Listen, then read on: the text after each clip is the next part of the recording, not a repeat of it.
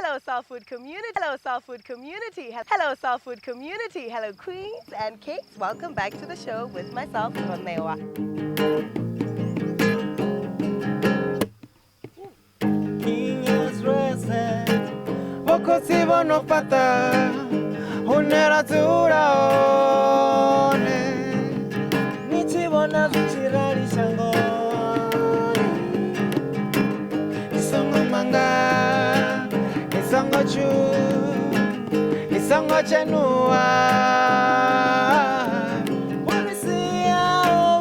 Like muthu wanga ngomudzula na ndala, so ri a tori mufide nga zwithu zwine comes, it's not zwiḽiwa zwa flesh.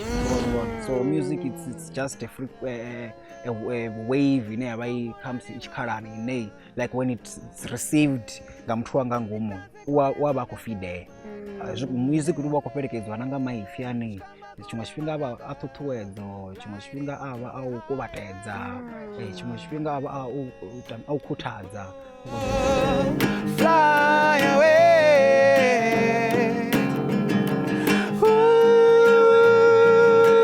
Gidimelo kume like ask myself, like, you the one, is it real? Can you run like this? But you cannot come.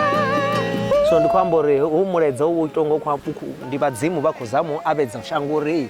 Don't worry. Mathupu akho iteyawo malwadze dzi COVID matsongu bathu bakoso muthu kosoko watuwa. Don't cry. We will fly away. Kaili shango la mathubo. Ralisia, it's not permanent. Bokotsi bono tuwa. We will fly away and go to the place of calmness, a place of comfort.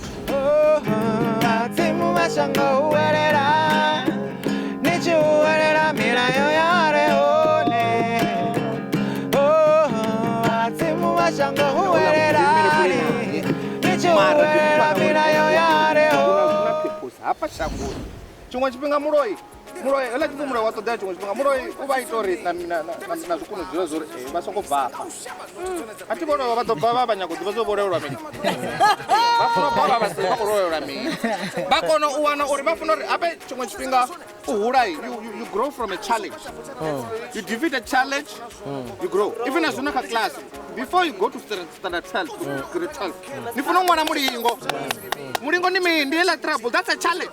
Na zwino uona you can't grow spiritually usina muloi wani kuudza